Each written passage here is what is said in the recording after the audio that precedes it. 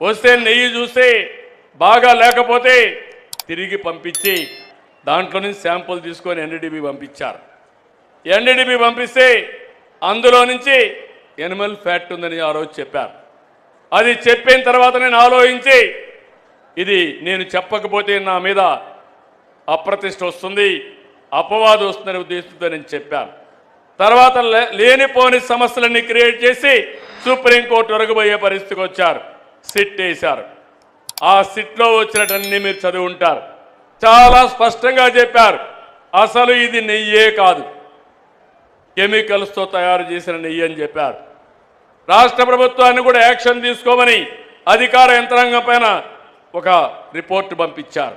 ఇవన్నీ వస్తే తప్పుని తప్పించుకోవడానికి, వాళ్ళు చేసిన తప్పుని వేరే వాళ్ళపైన వేయడానికి ప్రయత్నం చేస్తే నీచులున్నారంటే ఏమనాలి నాకైతే అర్థం కావడంలా.